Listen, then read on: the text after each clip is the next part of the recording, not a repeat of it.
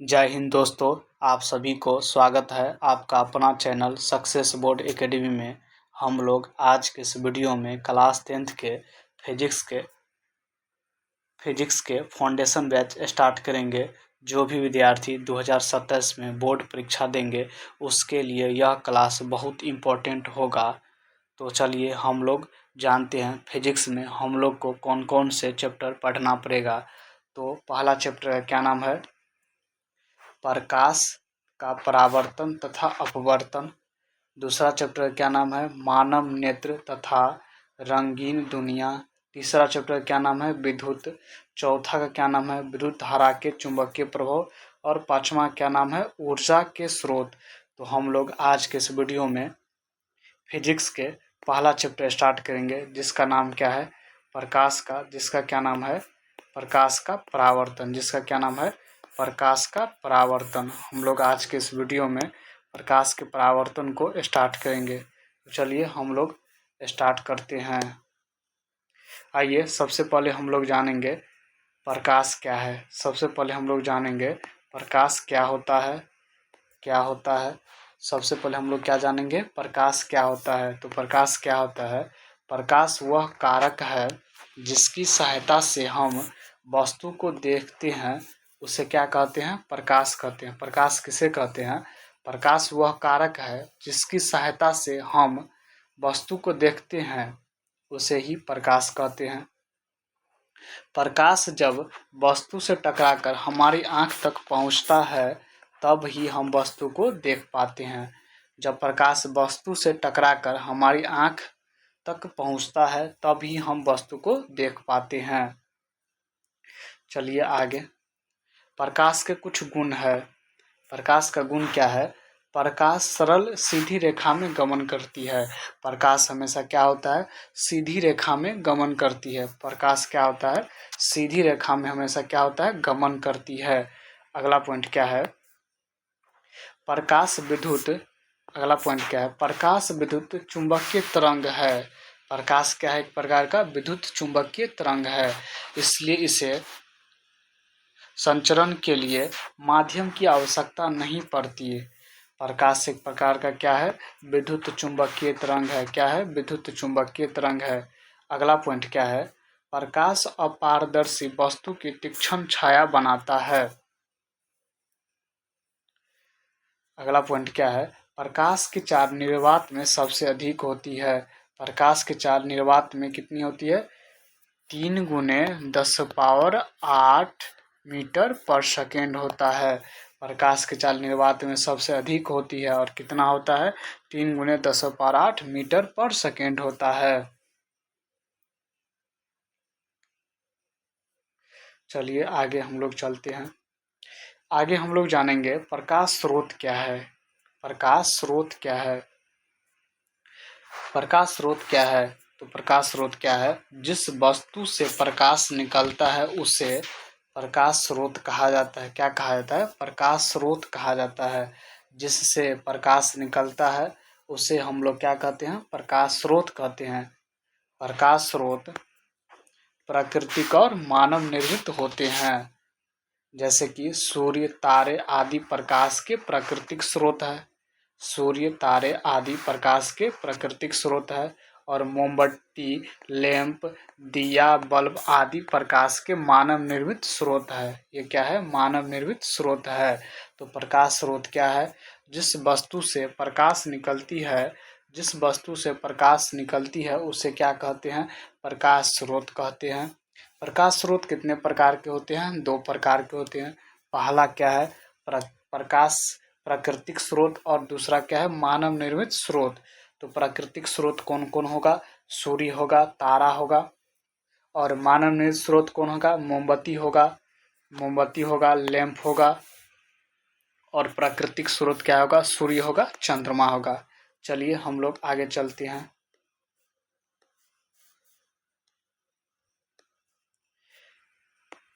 प्रकाश के जितने भी स्रोत हैं उनमें अन्य प्रकार की विभिन्न ऊर्जा को प्रकाश में बदला जाता है। जैसे कि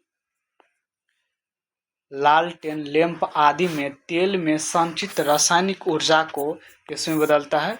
प्रकाश ऊर्जा में बदलता है। किसमें बदलता है? प्रकाश ऊर्जा में बदला जाता है। अगला क्या है? बिजली के बल्ब और टॉर्च में विद्युत ऊर्जा को प्रकाश में परिणत किया जाता है।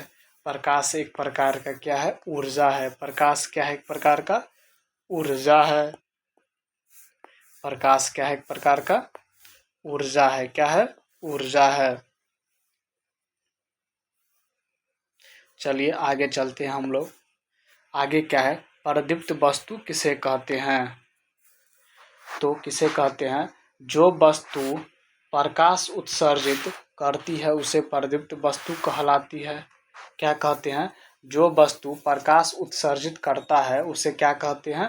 प्रदीप्त वस्तु कहते हैं। जैसे कि सूर्य हो गया, जैसे कि क्या हो गया? सूर्य हो गया, बिजली का जलता हुआ बल्ब हो गया, जलती हुई मोमबत्ती हो गया इत्यादि।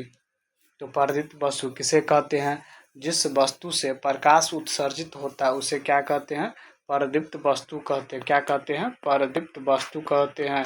जैसे सूर्य होगा, बिजली, सूर्य हो गया, जलती जलती बिजली का जलता बल्ब। चलिए आगे चलते हम लोग। आगे है अप्रदीप्त वस्तु किसे कहते हैं? क्या है? अप्रदीप्त वस्तु किसे कहते हैं? जो वस्तु प्रकाश उत्सर्जित नहीं करते हैं उसे अप्रदीप्त वस्तु कहते हैं। जैसे कि टेबल हो गया, क्या हो गया? टेबल हो गया, कुर्सी हो गया, क्या हो गया? कुर्सी हो गया, किताब हो गया, पुस्तक हो गया इत्यादि। जो वस्तु प्रकाश उत्सर्जित नहीं करता उसे अप्रदीप्त वस्तु कहते हैं। क्या कहते हैं? अप्रदीप्त वस्तु कहते हैं। चलिए आगे है परकीनन किसे कहते हैं? किसे कहते हैं? जब प्रकाश सूक्ष्म कणों पर पड़ता है तो वे कण उन पर पड़ने वाले प्रकाश की कुछ ऊर्जा को अवशोषित कर फिर उसे चारों ओर विकिरित करते हैं। इस प्रक्रिया को क्या कहते हैं? परकीनन कहा जाता है। चलिए आगे चलते हैं हम लोग। आगे क्या है? प्रकाश की किरणें क्या है? तो प्रकाश की किरणें क्या है? एक सरल रेखा पर चलने वाली प्रकाश को प्रकाश की किरण कहते हैं। क्या कहते हैं? एक सरल रेखा पर चलने वाली प्रकाश को प्रकाश की किरण कहते हैं। क्या कहते हैं? किरण कहते हैं। किरण पुंज किसे कहते हैं? किरण पुंज प्रकाश की किरणों के समूह को क्या कहते हैं? प्रकाश का किरण पुंज कहते हैं। क्या कहते हैं? प्रकाश का किरण पुंज कहते हैं। चलिए हम लोग आगे चलते हैं। किरण पुंज मुख्यतः 3 प्रकार के होते हैं। कितने प्रकार के होते हैं किरण पुंज? 3 प्रकार का होता है। कितना प्रकार का होता है? 3 प्रकार के होते हैं। कौन कौन सा होता है? पहला कौन है? अपसारी किरण पुंज। क्या है? अपसारी किरण पुंज। क्या है? अपसारी किरण पुंज। दूसरा क्या है? समांतर किरण पुंज। दूसरा क्या है? समांतर किरण पुंज। तीसरा क्या है? अभिसारी किरण पुंज। तीसरा क्या है? अभिसारी किरण पुंज। पहला क्या है? अपसारी किरण पुंज। दूसरा है समांतर किरण पुंज। तीसरा है अभिसारी किरण पुंज। तो चलिए हम लोग सबसे पहले अपसारी किरण पुंज के बारे में जानेंगे। तो अपसारी किरण पुंज किसे कहते हैं या क्या है? अपसारी किरण पुंज किसे कहते हैं या क्या है? इस प्रकार के किरणपुंज में प्रकाश की किरणें एक बिंदु स्रोत से निकलकर फैलती चली जाती है। जैसे यहाँ पे देखो, यहाँ से इस प्रकार के किरणपुंज में प्रकाश की किरणें एक बिंदु स्रोत से निकलकर फैलती चली जाती है। जैसे यहाँ देखो, ये किरणपुंज निकल के यहाँ से क्या होता है? फैलते चली जाती है। क्या होता है, फैलते चली जाती है, कभी भी नहीं मिलता है। तो इस प्रकार की किरण पुंज में प्रकाश की किरणें एक बिंदु स्रोत से क्या होता है, एक बिंदु स्रोत से निकल कर क्या होता है, फैलती चली जाती, क्या होता है, फैलती चली जाती है। चलिए आगे चलते हम लोग। आगे है समांतर किरण पुंज क्या है। समांतर किरण पुंज क्या है, तो समांतर किरण पुंज ऐसे किरण पुंज में प्रकाश की किरणें एक दूसरे के समांतर होती है। बहुत अधिक दूरी पर स्थित प्रकाश स्रोत जैसे सूर्य से आते प्रकाश आते किरण पुंज को समांतर किरण पुंज माना जाता है। ऐसे किरण पुंज क्या कहते हैं, समांतर किरण पुंज कहा जाता है। अगला क्या है, अपसारी किरण पुंज। अपसारी किरण पुंज किसे कहते हैं। इस प्रकार के किरण पुंज में प्रकाश की किरणें एक बिंदु पर आकर मिलती हुई प्रतीत होती है, अतः ऐसे किरण पुंज में किरणों के बीच की दूरी घटती चली जाती है। जैसे यहाँ पे देखो, किरण पुंज एक जगह क्या होता है, मिलता है, धीरे धीरे इसके बीच की दूरी क्या होता है, घटते चला जाता है, क्या होता है, घटते चला जाता है। तो इस प्रकार के किरण पुंज में प्रकाश की किरणें एक बिंदु पर आकर मिलती हुई प्रतीत होती है, अतः ऐसे किरण पुंज में किरणें के बीच की दूरी धीरे धीरे क्या होती है, घटते चले जाता है, क्या होता है, धीरे धीरे घटते चला जाता है, क्या होता है, घटते चला जाता है। चलिए आगे चलते हम लोग। अगला पॉइंट क्या है, पारदर्शी वस्तु किसे कहते हैं, या पारदर्शी पदार्थ किसे कहते हैं, किसे कहते हैं। तो चलिए हम लोग जानते हैं, वे पदार्थ जिनसे होकर प्रकाश आसानी से पार कर जाता है उसे क्या कहते हैं, पारदर्शी पदार्थ कहलाते हैं। वे पदार्थ या वे वस्तु जिनसे होकर प्रकाश आसानी से पार कर पाते हैं या पार कर जाते हैं उसे क्या कहते हैं, पारदर्शी पदार्थ कहलाते हैं। जैसे कि कांच हो जाएगा, क्या हो जाएगा, कांच हो जाएगा, पानी हो जाएगा, हवा हो जाएगा आदि। चलिए आगे चलते हम लोग। अगला क्या है, पारभासी पदार्थ किसे कहते हैं। वे पदार्थ जो उन पर पड़ने वाला प्रकाश के एक छोटे से भाग को ही अपने में से होकर जाने देते हैं उसे क्या कहते हैं, पारभासी पदार्थ कहते हैं। जैसे कि घिसा हुआ कांच, तेल लगा कागज, बैलून का रबर, आँख की पलक, हल्के बादल, कुहासा इत्यादि। जैसे एग्जाम्पल पे यहाँ देखिए, हल्का पेपर है, क्या है, पेपर है, थोड़ा ब्लैक, पेपर पे क्या लगा है, तेल लगा है। आगे चलिए, आगे चलते हम लोग। अपारदर्शी पदार्थ क्या है, आगे क्या है, अपारदर्शी पदार्थ वे पदार्थ जो प्रकाश को अपने में से होकर नहीं जाने देते हैं अपारदर्शी पदार्थ कहलाते हैं। वे पदार्थ या वे वस्तु जो प्रकाश को अपने में से होकर नहीं जाने देते अपारदर्शी पदार्थ कहलाते हैं। जैसे कि लकड़ी हो जाएगा, लोहा हो जाएगा, पत्थर हो जाएगा, अलकतरा हो जाएगा, पेंट हो जाएगा, धातु हो जाएगा, धातु की प्लेट इत्यादि। तो आज के लिए इतना ही। जय हिंद। अगली वीडियो में हम लोग इससे आगे के टॉपिक को देखेंगे। तो आज के लिए इतना ही। जय हिंद। हेलो दोस्तों, जय हिंद। आप सभी को हम लोगों ने क्लास 10th के फिजिक्स के चैप्टर नंबर 1 स्टार्ट किए थे। तो हम लोग आज के इस वीडियो में उससे आगे के टॉपिक को देखेंगे। तो चलिए हम लोग इस वीडियो को स्टार्ट करते हैं। सबसे पहले हम लोग जानेंगे प्रकाश का परावर्तन किसे कहते हैं। सबसे पहले क्या जानेंगे, प्रकाश का परावर्तन किसे कहते हैं। तो प्रकाश का परावर्तन किसे कहते हैं, प्रकाश के किसी वस्तु से टकराकर लौटने को प्रकाश का परावर्तन कहते हैं। प्रकाश का परावर्तन किसे कहते हैं, तो प्रकाश के किसी वस्तु से टकराकर लौटने को प्रकाश का परावर्तन कहते हैं। अगला पॉइंट क्या है, अच्छी तरह से पॉलिश की हुई चिकनी सतहों पर पड़ने वाले प्रकाश परावर्तित हो जाता है। समतल दर्पण प्रकाश का एक अच्छा परावर्तक है। चलिए आगे चलते हैं हम लोग। प्रकाश की किरणें का पथ दर्शाने वाले चित्र को किरण आलेख या रे डायग्राम कहते हैं। क्या कहते हैं? रे डायग्राम कहते हैं। प्रकाश के परावर्तन के कितने नियम होते हैं या प्रकाश के परावर्तन किसे कहते हैं? तो प्रकाश का परावर्तन किसे कहते हैं? प्रकाश की किरण किसी सतह पर पड़कर जिन नियमों का पालन करते हुए उस सतह से परावर्तित होती है, तो उन नियमों को प्रकाश का परावर्तन कहते हैं। क्या कहते हैं उसे? प्रकाश का परावर्तन कहते हैं।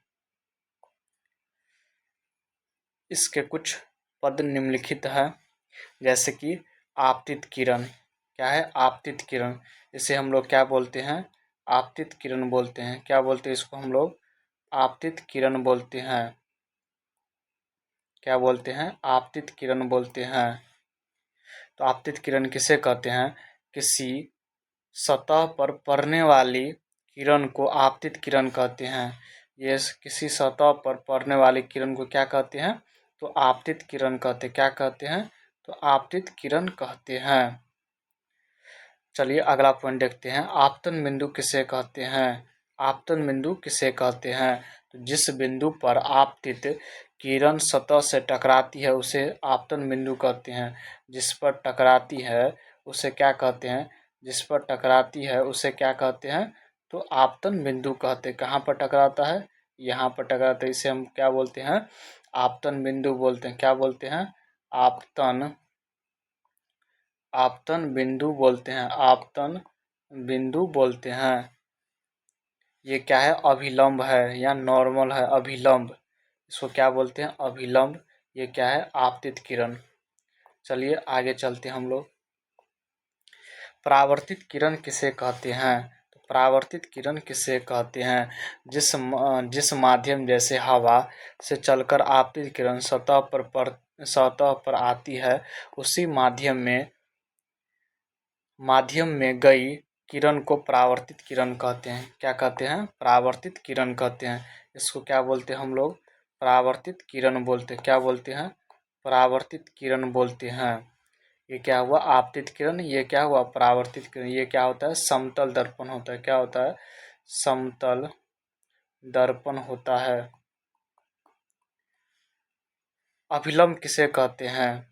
अभिलंब किसे कहते हैं? किसी समतल सतह के किसी बिंदु पर खींची हुई लंब को उस बिंदु पर अभिलंब कहते हैं। तो अभिलंब किसे कहते हैं? ये क्या है मेरा? एक अभिलंब है। क्या है? अभिलंब है। चलिए आगे चलते हैं हम लोग। आपतन कोण किसे कहते हैं? तो आपतित किरण और आपतित किरण कौन है? ये है मेरा आपतित किरण। और आपतन बिंदु ये है। आपतन बिंदु पर खींचे गए अभिलंब से जो कोण बनाती है उसे आपतन कोण कहते हैं। आपतित किरण आपतन बिंदु पर खींचे गए अभिलंब से जो कोण बनाती है, ये कोण बनाती है, उसे ही क्या कहते हैं हम लोग? आपतन कोण कहते हैं। क्या बोलते हैं? आपतन कोण कहते हैं। क्या कहते हैं? आपतन कोण कहते हैं। क्या कहते हैं? तो आपतन कोण कहते हैं। चलिए अगला पॉइंट देखते हैं। अगला पॉइंट क्या है? परावर्तन कोण। तो परावर्तित किरण आपतन बिंदु पर खींचे गए अभिलंब से जो कोण बनाती है उसे परावर्तक कोण कहते हैं। तो परावर्तक कोण किसे कहते हैं? परावर्तित किरण परावर्तित किरण परावर्तित किरण परावर्तित किरण परावर्तित किरण और आपतन बिंदु ये है मेरा आपतन बिंदु आपतन बिंदु आपतन बिंदु पर खींचे गए अभिलंब से जो कोण बनाती है, ये जो कोण बनता है उसे ही हम लोग क्या कहते हैं? तो परावर्तन कोण कहते हैं। क्या कहते हैं? तो परावर्तन कोण कहते हैं? क्या कहते हैं? परावर्तन कोण कहते हैं। तो परावर्तन कोण किसे कहते हैं? परावर्तित किरण किसे कहते हैं? परावर्तित किरण और आपतन बिंदु के बीच बने कोण को क्या कहते हैं हम लोग? परावर्तन कोण कहते हैं। और आपतन कोण किसे कहते हैं? आपतित किरण और आपतन बिंदु पर खींचे गए अभिलंब से जो कोण बनाती है, जो कोण बनता है, उसे हम लोग क्या कहते हैं? इसे हम लोग क्या कहते हैं? आपतन कोण कहते हैं। क्या कहते हैं? आपतन कोण कहते हैं। चलिए आगे चलते हैं हम लोग। आगे क्या है? प्रकाश के परावर्तन के निम्नलिखित 2 नियम होते हैं। तो प्रकाश के परावर्तन के कितने नियम होते हैं? तो 2 नियम होते हैं। कितने नियम होता है? 2 नियम होता है। पहला नियम क्या है? आपतित किरण आपतित किरण आपतित किरण, परावर्तित किरण तथा आपतन बिंदु पर खींचा गया अभिलंब तीनों एक ही तल में होते हैं। ये क्या है मेरा? आपतित किरण है। क्या है? आपतित किरण है। क्या है? आपतित किरण है। और अभिलंब, ये क्या है? अभिलंब है। ये क्या है? परावर्तित किरण है। तो तीनों क्या होता है? एक ही तल में होता है। क्या होता है? तीनों एक ही तल में होता है। अगला नियम क्या है? आपतन कोण परावर्तन कोण के बराबर होता है। आपतन कोण परावर्तन कोण के बराबर होता है। इसके बीच जो कोण बनता है और इसके बीच जो कोण बनता है, दोनों आपस में क्या होता है? बराबर होता है। क्या होता है? बराबर होता है। क्या होता है? बराबर होता है। क्या होता है? बराबर होता है। जैसे कि इसके बीच 45 डिग्री का कोण बनेगा, तो इधर भी कितना का बनेगा? 45 डिग्री का कोण बनेगा, क्योंकि दोनों कोण आपस में क्या होता है? बराबर होता है। क्या होता है? दोनों कोण आपस में बराबर होता है। क्या होता है? आपस में बराबर होता है। ये 30 डिग्री होगा, तो ये भी क्या हो जाएगा? 30 डिग्री हो जाएगा। क्या हो जाएगा? 30 डिग्री हो जाएगा।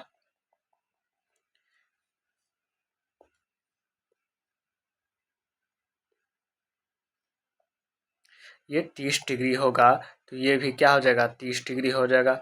ये क्या है? अभिलंब है, तो इसके बीच कितना कोण बनेगा? 90 डिग्री। तो ये कितना हो जाएगा? ये कितना हो जाएगा?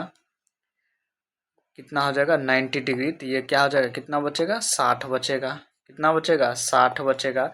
ये 30 है, तो ये कितना हो जाएगा? 60 हो जाएगा। तो ये दोनों कोण आपस में क्या होता है? बराबर होता है। चलिए आगे चलते हम लोग। आगे हम लोग जानेंगे प्रतिबिंब किसे कहते हैं।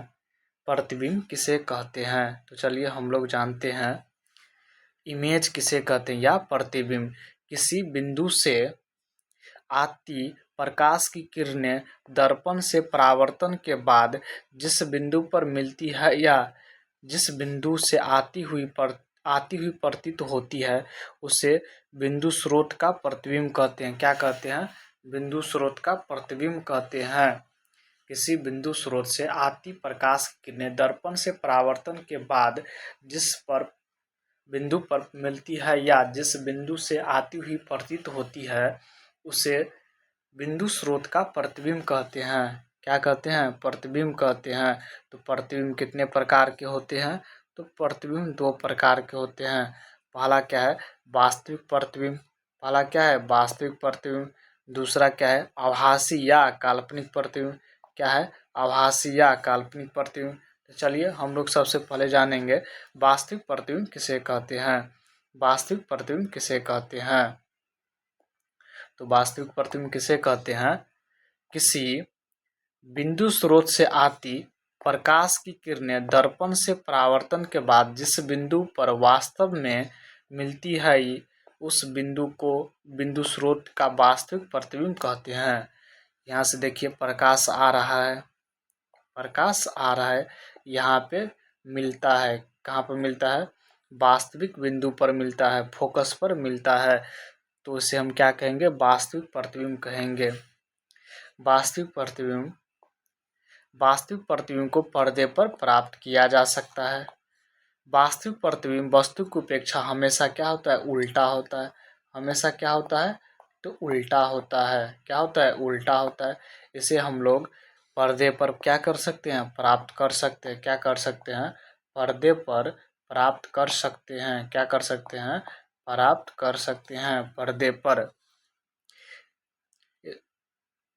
इसमें वास्तव में मिलती है, तो उसे हम लोग क्या कहते हैं, वास्तविक प्रतिबिंब कहते हैं।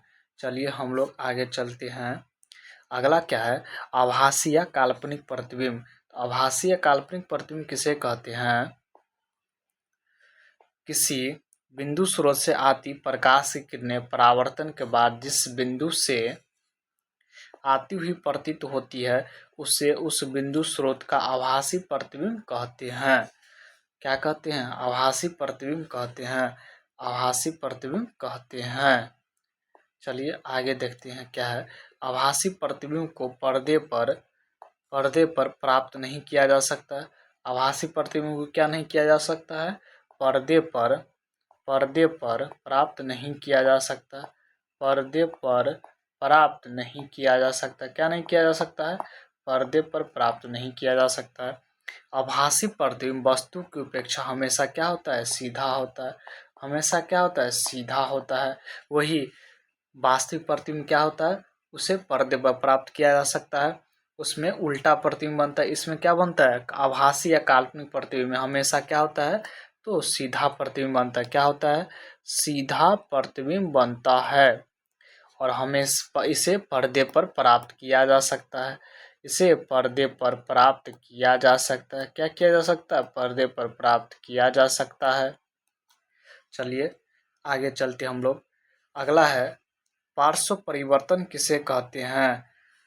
वस्तु का दाहिना भाग समतल दर्पण में प्रतिबिंब का बायां भाग तथा वस्तु का दायां भाग प्रतिबिंब का दाहिना भाग दिखाई पड़ता है, इसी को पार्श्व प्रतिबिंब कहते हैं। जैसे कि आप लोग को फिगर में दिख रहा होगा, ये लड़का राइट हैंड दिखा रहा है, तो दर्पण में क्या दिख रहा है, लेफ्ट हैंड दिख रहा है। क्या दिख रहा है, लेफ्ट हैंड दिख रहा है। तो इसे ही हम लोग क्या बोलते हैं, पार्श्व परिवर्तन कहते हैं। तो आज के लिए इतना ही। जय हिंद। अगली वीडियो में हम लोग समतल दर्पण के बारे में जानेंगे। तो आज के लिए इतना ही। जय हिंद। हेलो दोस्तों, जय हिंद। आप सभी को हम लोगों ने पिछले सेशन में क्लास 10th के फिजिक्स का चैप्टर नंबर 1 स्टार्ट किए थे। तो हम लोग आज के इस वीडियो में उससे आगे के टॉपिक को देखेंगे। तो चलिए हम लोग इस वीडियो को स्टार्ट करते हैं। सबसे पहले हम लोग जानेंगे प्रतिबिंब किसे कहते हैं। प्रतिबिंब किसे कहते हैं, तो चलिए हम लोग सबसे पहले जानते हैं प्रतिबिंब क्या होता है। तो प्रतिबिंब क्या होता है, किसी बिंदु स्रोत से आती प्रकाश की किरणें दर्पण से परावर्तन के बाद जिस बिंदु पर मिलती है या जिस बिंदु से आती हुई प्रतीत होती है उसे बिंदु स्रोत का प्रतिबिंब कहते हैं। क्या कहते हैं, प्रतिबिंब कहते हैं। प्रतिबिंब कहते हैं। जैसे यहाँ पे देखिए, इसका क्या बन रहा है, छाया। तो छाया को क्या कहते हैं हम लोग, प्रतिबिंब कहते हैं। क्या कहते हैं, छाया को हम लोग क्या कहते हैं, प्रतिबिंब कहते हैं। प्रतिबिंब कितने प्रकार के होते हैं, तो प्रतिबिंब 2 प्रकार के होते हैं। कितने प्रकार के होते हैं, तो 2 प्रकार के होते हैं। पहला क्या है, वास्तविक प्रतिबिंब। क्या है, वास्तविक प्रतिबिंब। दूसरा क्या है, आभासी या काल्पनिक प्रतिबिंब। चलिए हम लोग सबसे पहले वास्तविक प्रतिबिंब के बारे में जानेंगे। तो वास्तविक प्रतिबिंब है क्या, तो वास्तविक प्रतिबिंब किसी बिंदु स्रोत से आती प्रकाश की किरणें दर्पण से परावर्तन के बाद जिस बिंदु पर वास्तव में मिलती है उसे उस बिंदु स्रोत का वास्तविक प्रतिबिंब कहते हैं। क्या कहते हैं, वास्तविक प्रतिबिंब कहते हैं। वास्तविक प्रतिबिंब पर्दे पर प्राप्त किया जा सकता है। वास्तविक प्रतिबिंब हम किसे प्राप्त कर सकते हैं, तो पर्दे पर प्राप्त कर सकते हैं। वास्तविक प्रतिबिंब वस्तु की अपेक्षा हमेशा क्या होता है, तो उल्टा होता है। हमेशा क्या होता है, उल्टा होता है। तो वास्तविक प्रतिबिंब को हम लोग पर्दे पर प्राप्त कर सकते हैं। वास्तविक प्रतिबिंब हमेशा क्या होता है, उल्टा होता है। क्या होता है, उल्टा होता है। वास्तविक प्रतिबिंब वास्तविक प्रतिबिंब को हम लोग किस पे प्राप्त कर सकते हैं? तो पर्दे पर प्राप्त कर सकते हैं। किस पे कर सकते हैं? पर्दे पर प्राप्त कर सकते हैं। हमेशा यह क्या बनाता है? उल्टा प्रतिबिंब बनाता है। क्या बनाता है? उल्टा प्रतिबिंब बनाता है। चलिए हम लोग आगे चलते हैं। आगे हम लोग जानेंगे आभासी या काल्पनिक प्रतिबिंब क्या है। आभासी या काल्पनिक प्रतिबिंब क्या है? तो चलिए हम लोग जानते हैं। किसी बिंदु स्रोत से आती प्रकाश की किरणें परावर्तन के बाद जिस बिंदु से आती हुई प्रतीत होती है उसे उस बिंदु स्रोत का आभासी प्रतिबिंब कहते हैं। आभासी प्रतिबिंब किसे कहते हैं? किसी बिंदु स्रोत से आती प्रकाश की किरणें परावर्तन के बाद जिस बिंदु से आती हुई प्रतीत होती है उसे उस बिंदु स्रोत का आभासी प्रतिबिंब कहते हैं। चलिए हम लोग आगे देखते हैं। आभासी प्रतिबिंब को आभासी प्रतिबिंब को पर्दे पर प्राप्त नहीं किया जा सकता है। आभासी प्रतिबिंब को पर्दे पर प्राप्त नहीं किया जा सकता है। आभासी प्रतिबिंब वस्तु की अपेक्षा हमेशा सीधा होता है। क्या होता है? हमेशा सीधा होता है। तो आभासी प्रतिबिंब क्या होता है? आभासी प्रतिबिंब क्या होता है? आभासी प्रतिबिंब को हम लोग पर्दे पर प्राप्त नहीं कर सकते हैं। पर्दे पर प्राप्त नहीं कर सकते हैं। किस पे नहीं कर सकते हैं? तो पर्दे पर प्राप्त नहीं कर सकते हैं। पर्दे पर प्राप्त नहीं कर सकते हैं। यह हमेशा सीधा प्रतिबिंब बनाता है। क्या बनाता है? सीधा प्रतिबिंब बनाता है। और वास्तविक हमेशा क्या बनाता है? उल्टा बनाता है। और वास्तविक प्रतिबिंब को हम लोग पर्दे पर प्राप्त कर सकते हैं। तो आभासी प्रतिबिंब का दूसरा नाम क्या है? काल्पनिक प्रतिबिंब। तो चलिए हम लोग आगे चलते हैं। अगला क्या है? अगला टॉपिक है मेरा पार्श्व परिवर्तन क्या है। तो वस्तु का दाहिना भाग समतल दर्पण में प्रतिबिंब का बायां भाग तथा वस्तु का बायां भाग प्रतिबिंब का दाहिना भाग दिखाई पड़ता है। इसी को पार्श्व परिवर्तन कहते हैं। क्या कहते हैं? पार्श्व परिवर्तन कहते हैं। चलिए आगे जानते हैं हम लोग समतल दर्पण की विशेषता। क्या जानेंगे? समतल दर्पण द्वारा बने प्रतिबिंब की विशेषता। तो चलिए हम लोग पहला विशेषता देखते हैं क्या है। पहला विशेषता है प्रतिबिंब दर्पण के पीछे बनता है।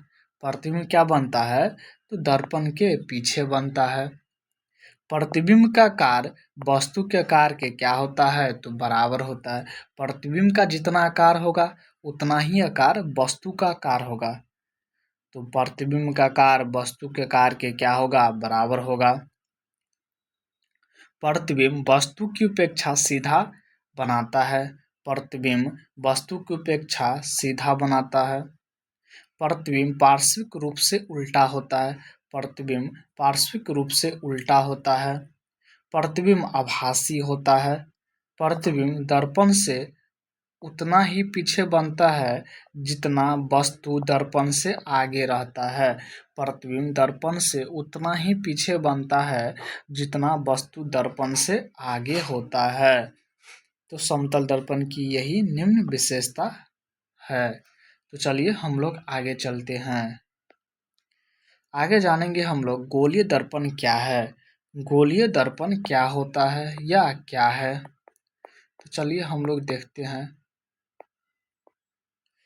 गोलीय दर्पण गोलीय दर्पण उस दर्पण को कहते हैं जिसकी परावर्तक सतह किसी खोखले गोले का एक भाग हो। क्या हो? खोखले गोले का एक भाग हो।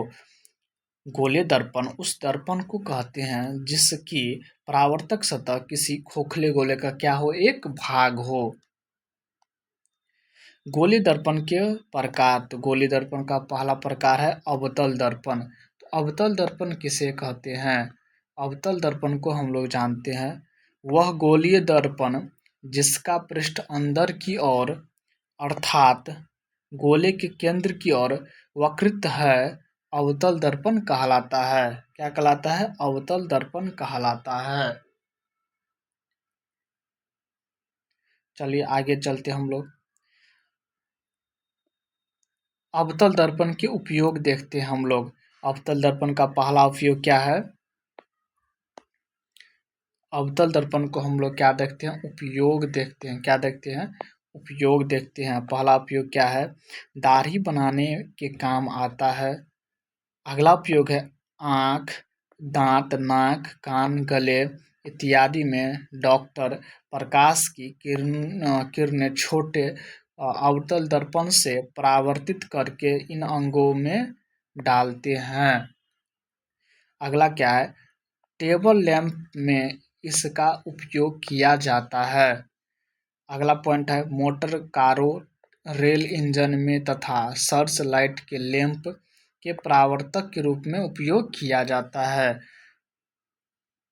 चलिए आगे चलते हैं हम लोग। अगला क्या है? उत्तल दर्पण। क्या है? उत्तल दर्पण क्या होता है? उत्तल दर्पण के बारे में हम लोग जानेंगे। क्या जानेंगे? उत्तल दर्पण के बारे में हम लोग जानेंगे। चलिए हम लोग देखते हैं। वह गोलीय दर्पण जिसका परावर्तक पृष्ठ बाहर की ओर वक्रित है उत्तल दर्पण कहलाता है। क्या कहलाता है? उत्तल दर्पण कहलाता है। तो देखते हैं हम लोग उत्तल दर्पण की विशेषता क्या है। उत्तल दर्पण की हम लोग क्या देखते हैं? विशेषता क्या होता है? तो उत्तल दर्पण की विशेषता क्या होता है? तो पहला विशेषता क्या है? मोटर कारों में ड्राइवर की सीट के पास लगा होता है। इसमें ड्राइवर पीछे से आने वाले व्यक्तियों व गाड़ियों के प्रतिबिंब देख सकता है। क्या देख सकता है? पीछे आने वाले व्यक्तियों और गाड़ियों की प्रतिबिंब देख सकता है। कांच के टुकड़े की बाहरी सतह को कांच के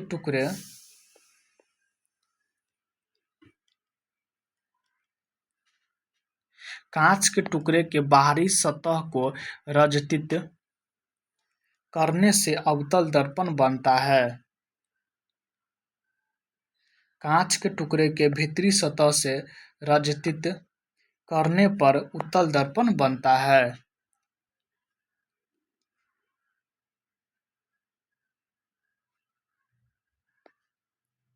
चलिए हम लोग जानते हैं गोलीय दर्पण से संबंधित विभिन्न पद। चलिए हम लोग पहला देखते हैं क्या है। पहला क्या है? पोल। क्या है? पोल है, जिसे हम लोग हिंदी में क्या कहते हैं? ध्रुव कहते हैं। तो गोलीय दर्पण के मध्य बिंदु को दर्पण का क्या कहते हैं? ध्रुव कहते हैं। क्या कहते हैं? तो ध्रुव कहते हैं। क्या कहते हैं? तो ध्रुव कहते हैं। क्या कहते हैं? ध्रुव कहते हैं। गोलीय दर्पण के मध्य बिंदु को क्या कहते हैं? तो ध्रुव कहते हैं। यहाँ पे देखिए क्या है? एक पोल है। क्या है? पोल है, जिसे हम लोग क्या कहते हैं? ध्रुव कहते हैं।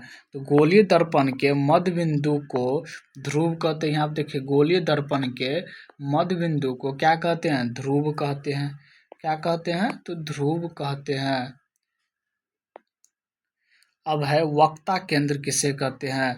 तो गोलीय दर्पण जिस गोले का भाग होता है उस गोले के केंद्र को दर्पण का वक्ता केंद्र कहते हैं। क्या कहते हैं? वक्ता केंद्र कहते हैं।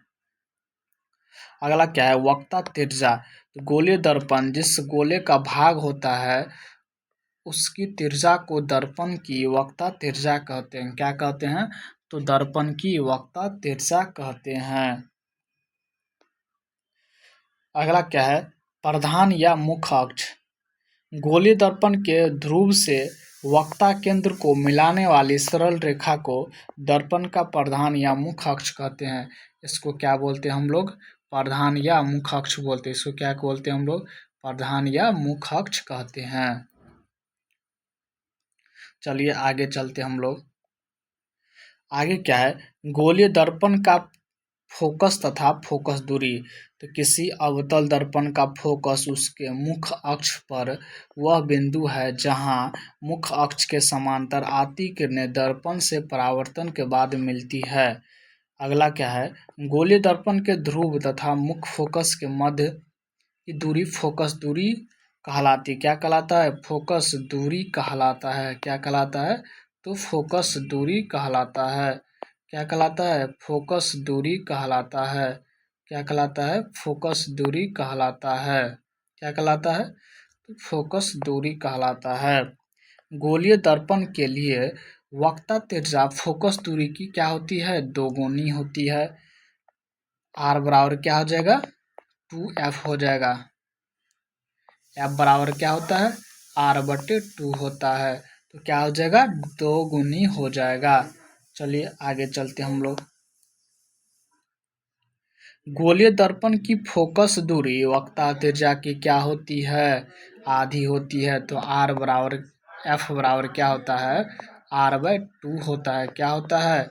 r/2 होता है। f बराबर क्या होता है? f बराबर क्या होता है? f बराबर क्या होगा? f बराबर क्या होगा? r/2 होगा। क्या होगा? r/2 होगा। क्या हो जाएगा? r/2 हो जाएगा। f क्या है? फोकस दूरी है। f क्या है? तो फोकस दूरी है। क्या है? फोकस दूरी है। क्या है? फोकस दूरी है। क्या है? फोकस दूरी है। r क्या है? वक्ता त्रिज्या है। क्या है? वक्ता त्रिज्या है।